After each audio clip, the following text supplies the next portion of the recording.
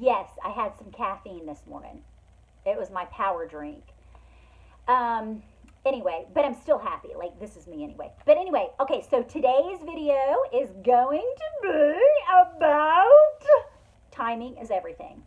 Okay, so I'm going to talk about timing is everything, and this is a broad spectrum, right? For timing is everything for everything in our lives, right? But I want to talk about timing is everything for relationships because you know me, I'm a romantic.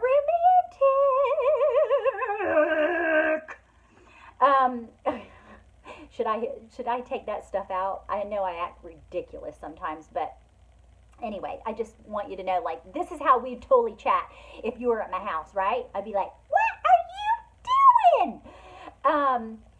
Okay, so timing is everything. So I have an example of timing being everything. And this is like, I've gotten so many questions. Like to date, my YouTube video that was about the 13 signs that you've met your soulmate, or yeah, I think that's the title of it, 13 signs you've met your soulmate, is still to date like my biggest YouTube video that I've ever had, and it has the most views and everything.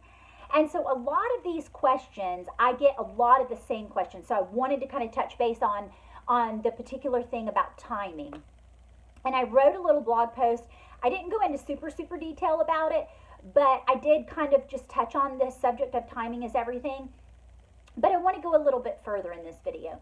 And the reason that I want to talk about timing is because I feel like there's so many times that we as humans are conditioned to want to be very particular in, you know, we know the whole cliche and we know these things literally, like timing is everything in the correct and perfect timing, right? And we've heard that and we hear quotes about it and all that kind of stuff. But then when it comes really down to it and we're just like, okay, it's time to get going. Like, I want to meet my soulmate. This is bull crap. You know what I mean? Like, we get to the point to where we're like, yeah, well, I want to do it. And so what we do as humans most of the time, instead of allowing things, and I gave this example in my blog post, but if you don't like reading, I'm going to give you the video version of it. So I'm just going to talk at you for a minute, okay? So I liken it to being in a canoe. Okay, so you know, you're in a canoe, and if you would just put the oars down, allow the river to take your canoe down the river, it would do it. There would be no effort. It would be effortless. There would be no strenuous hard work. It wouldn't be arduous and you know, I mean, most humans are normally like no pain, no gain, no pain. You know, it's like that. It's totally bull-larky. Okay, let me just tell you, I am not one that is for work, action. Now, you will receive action and inspired ideas from source, from your inner being, when it's time to make action, right? There will be wild horses won't be able to keep you away from doing particular actions. But what happens in life happens most of the time, especially when we're wanting to meet that person, right? We try to effort it along. Like, okay, well, I can see this sign, and maybe I should do this, maybe I should do that, and maybe I should, you know, call this person, or maybe I should act on this, or do this particular thing. And that is where we screw up, you guys, because what we have to do is allow things, just like the canoe going down the river. You have to let go of the oars and stop trying to turn your canoe and go up the river and trying to like strenuously work and paddle yourself up there. And it's like, why are you doing that? It's totally the wrong way. You're not even going to get anywhere. You're not going to get anywhere. And so it's like, that is why when you act on things and the timing isn't correct, it's going to screw things up.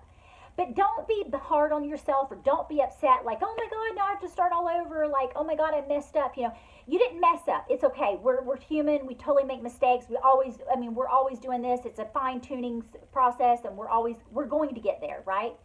But I think here is the beautiful reason that you want to wait on timing, because Source has an overview of you and has an overview of your soulmate, right? An overview of everything. I mean, you can use it in business or your dreams and your desires and money and all that. Is that Source has an overview. And Source is never sitting there like, on a white cloud, a pillowed white cloud, dangling his feet going, well, when you can get this right and you can get perfect enough and when you've earned it, Raquel, then you can have this. No, no, no. Source is not like that. Okay? First of all, that is a disillusionment. Okay? That's an illusion. God is not like that. The only reason that people think that is because we've been conditioned to believe that we have to earn things. We have to have merits. We have to, work hard. You're not going to get that crown in heaven if you didn't, go through heartache and tribulation. Ugh, so annoying. Just because I just think that so long in my life, I used to believe that. And have you ever noticed that, like, you sit back and you go, okay, well, I should be good, right? I should be good, and then I'm going to get my crowns in heaven and my castles and, all that kind of stuff, and I'll get a monument because I was a good girl on earth.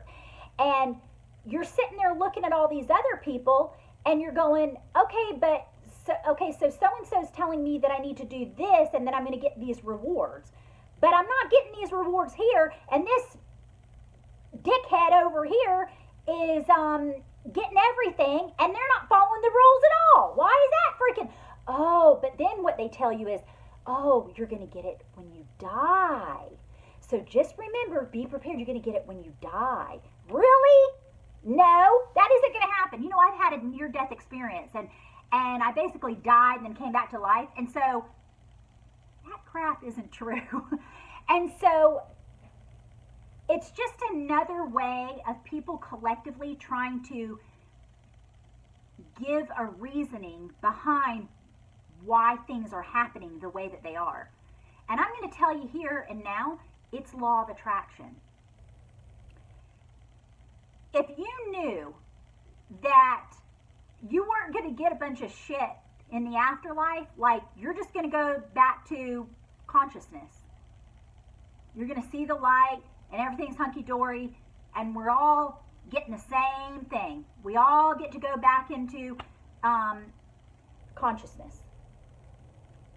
That I bet you would do a lot of things differently, because it's like it's an illusion. And yeah, I mean, that's really big for me to say, but it makes total sense. And that's why it's like, people have told you this bullcrap, line of bullcrap for all these generations and centuries and thousands of years. And it's like, how would you feel if none of that shit was true? Would you do anything different in your life? I think you would. And I think that that's the beautiful thing of law of attraction, is that you have this sense of freedom. Like, the chains are broken from you, and you don't feel fear anymore. You don't have this sense of feeling like, oh, I'm not going to get rewarded for this, or oh, I'm going to be punished for this, or oh, I'm going to go to hell. And how would you feel if there was no hell? What would you do things differently? Like, that's really freedom thinking, but I'm just telling you that that's just my little preaching session, okay? Anyway, you can take that tidbit and do whatever you want. But back to the thing of timing is everything. In relationships, it's so beneficial that you heed to your inner being and to source. Because if you try to get a relationship, or say you're like trying to beat the drum of something and you want a relationship and you're really, really hardcore and you're like, I'm going to wrestle this to the ground and kill it. I'm going to get a relationship. Guess what? If you are in that mentality, say for instance, you're in that mentality of like aggression, and you have all these things going on. Maybe you don't have a job. You are really angry about something in your last relationship. You're very unhappy. You're not fulfilled within your own likes and desires in life. You're going to actually get in a relationship, and guess what's going to happen? It's going to be bliss for about 2 freaking months, and then you're going to realize you can't stand everything about that person that you met in that relationship because it's exactly what you were representing when you got into the relationship. Does that make sense? You're a mirror image of exactly what you get in a relationship. So the best thing to do is wait on timing, because Source has the overview, right? Source wants you to have the best relationship, right? So that's what I did. I was not in the mood to have a relationship. I just wanted to get out of the dysfunctional marriage that I was in. And I was like, I want to love Raquel. And I had been working on it for years. And I was like, I don't care. Like, I don't even think I ever want to get married again, right? And so I was like, I just want to heal. I want to have a transformation. I want to love myself. And I just want to be happy with Raquel. And so I think I know, actually, that's the exact reason that I got such a beautiful relationship, is because Jeffrey he was the mirror reflection of exactly what my internal soul was. And so like attracts like, and law of attraction will put those like-minded likeness of people and souls together. And so if you want a beautiful relationship and you want all these things that you put in your vortex, like I want someone that's very committed, that would always be completely devoted to me and like really have a good sense of character. Like they're very trustworthy. And that, like, these were some of the things that I had in my escrow, right? Because of all my contrast in my previous relationships, I was like, I want it to be perfect timing. Like I did focus wheels, and I was like, Source knows the perfect timing. He knows the perfect soul for me. Like knows my perfect soulmate. And so I'm going to trust Source.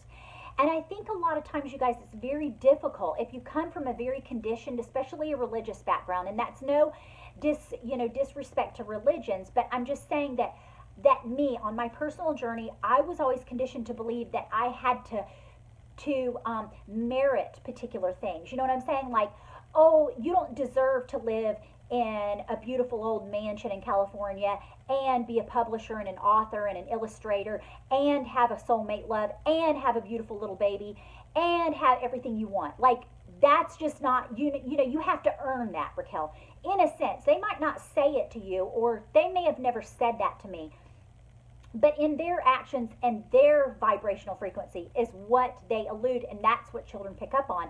And so that's how it's a time continuum of how we're conditioned to believe certain things about ourselves and about what the world is, right? And so I had to restructure my entire belief system about what I thought Source was and who I thought Source was. And Source loves me so much, and Source wants me to have every single thing I want. Every single thing I want.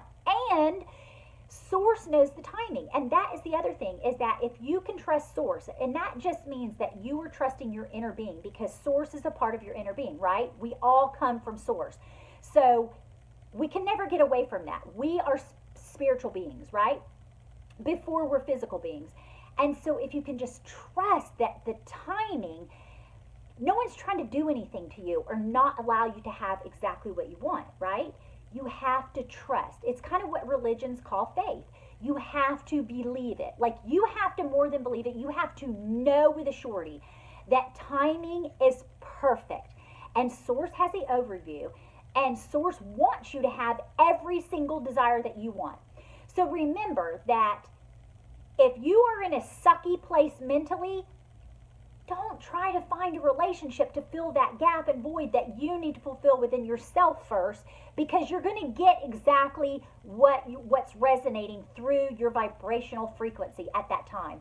If I would have gotten a relationship at the time when I was, in my previous, I would have gotten somebody that was a nut job, insecure, controlling, prude. I would have been a mess.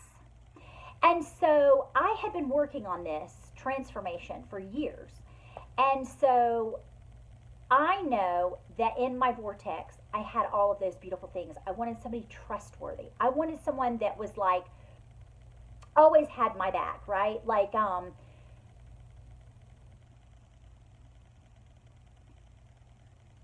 wanted someone that was like, this is my girl, and like, never worried about, being talked about, or like I wasn't a good person behind the scenes. You know what I'm saying? Like, a lot of times in relationships, people will like throw their spouse under the bus kind of thing. You know what I'm saying? Like, you just can't trust them. Basically, the whole thing was I really needed someone that that I could trust implicitly, right?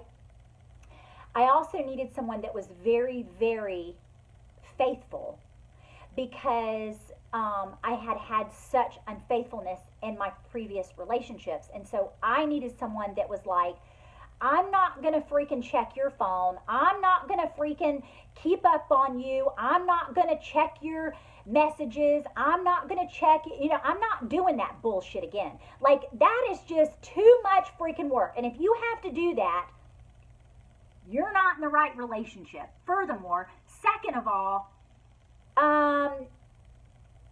it's going to get worse if you keep, I shouldn't say that. I just needed somebody very, very trustworthy. I also needed someone that was very nurturing to me. I'm a very sensitive person, and instead of feeling like I always in my previous relationships felt like, you're too sensitive, you need to buck up. You cry too much, you're too sensitive, you're too soft hearted, you're not mean enough, you're this, you're that, or whatever. But I needed someone that was like, appreciated me for Raquel. Like, I'm sensitive, and I'm going to claim that, and I love being sensitive. I am so happy that I'm sensitive, because you know what that means? That means that I'm in alignment, and that means that I have such a good heart, and I'm full of God's love in me. You know what I mean? Source loves me so much, and I think I exude that, and that is being sensitive. And there's so many people in the world that are sensitive, and I think that's the main reason a lot of people do drugs or have addictions and stuff, because we are highly sensitive souls. And that's the only way that sometimes a sensitive person in life learns to condition their way of being acclimated into the real world, because we're such sensitive spirits and souls. And so don't ever say anything to somebody that they're too sensitive. Like, no one's too sensitive, and no one's too abrasive. Just let people be who they want to be, and you know what? Source will align that person. And there's also, like, one of the sweetest things, the first time I met Jeffrey and we were talking and stuff one night, this is a beautiful little thing that I love to talk about, because it just goes to show me, like, these are one of the things that Source, oh my God, I'm totally going to cry. See, sensitive. But, I had always been told that, like, you're too sensitive, Raquel. Even when I was a little girl, like, my family, like, they would make little jokes about it, like, oh, you're a hothead because you're redheaded, and you're a little spitfire, but you're so sensitive, you cry at the drop of a hat. Like, somebody could say something or just look at me wrong, and I'm still that way today. Like, even ask Jeffrey, like, if you say just a certain thing to me, I just will burst into tears, just because I'm sensitive. And so I remember him saying that, like, that I wanted to be nurtured. Like, I wanted someone that was going to nurture me, and like, just appreciate the fact that I was very girly, and I was feminine, and I was soft. I'm just pink inside. I'm just a soft person.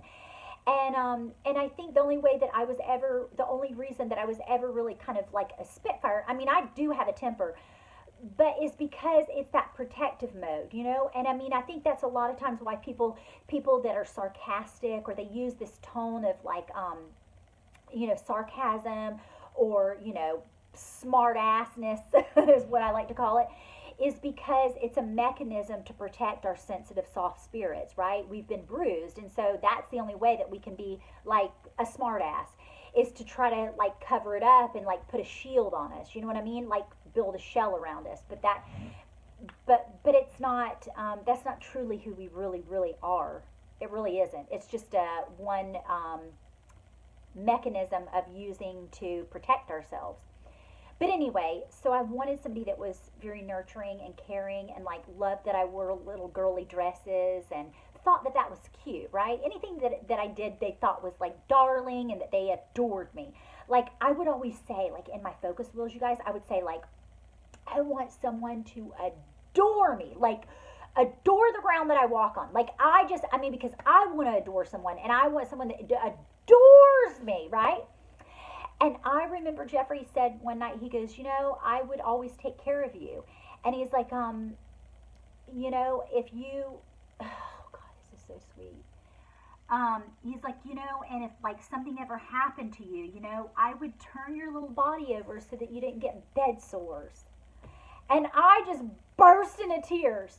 Like I just burst into tears because I always felt like no one's going to take care of me. Like no one would nurture me, and that's what I always needed.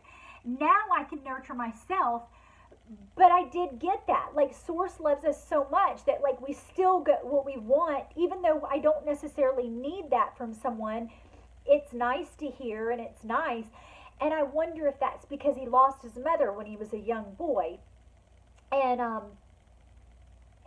just like had that experience never have happened for him to lose his mother, that womanly figure in his life so young, that he would have such a nurturing, sensitive soul like that. And I just thought that that was the most beautiful thing I had ever heard someone especially tell me, Isn't that the sweetest, you guys? Oh my God, that was so sweet.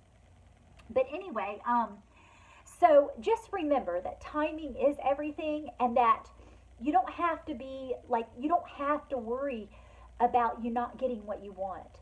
Source has it in your little escrow account over here and knows exactly what you want, knows the person that is absolutely perfection for you.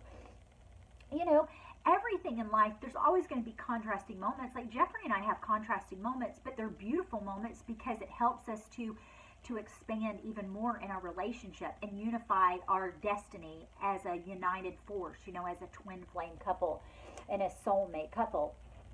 And I'm very appreciative of those things. But anyway, I just wanted you to know, timing is very important. And so just remember to trust your own inner being. Trust that everything's going to work out for you and you're going to get that person that you want and that's perfect for you.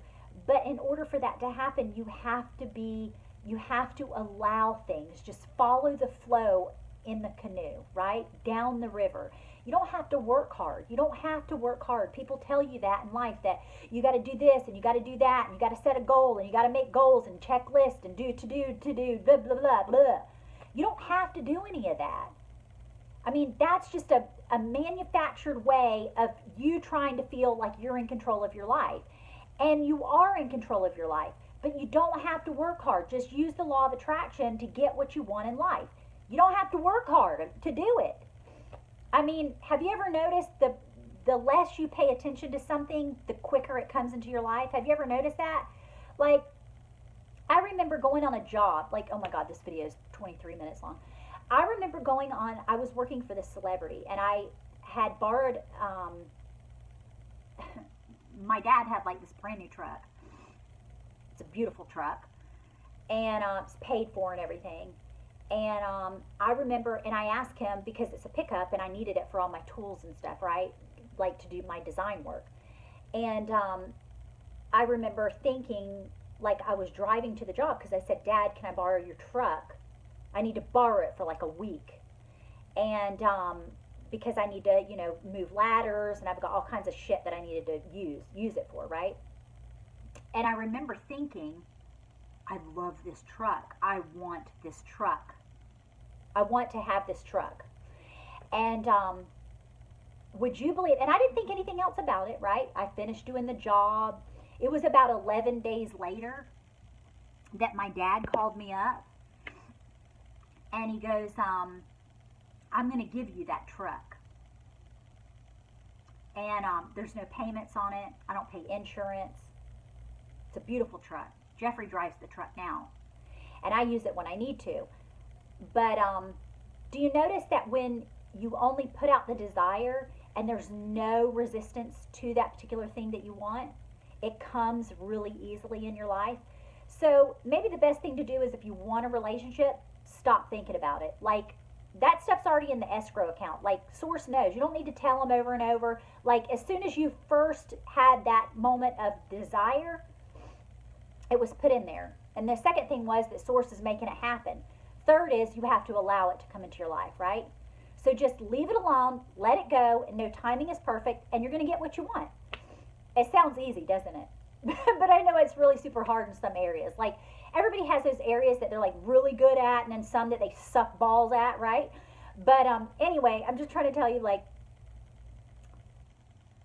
that's my opinion. So I hope this served you, and thank you for sticking around. And as always, I'm yours until my next one. Ciao.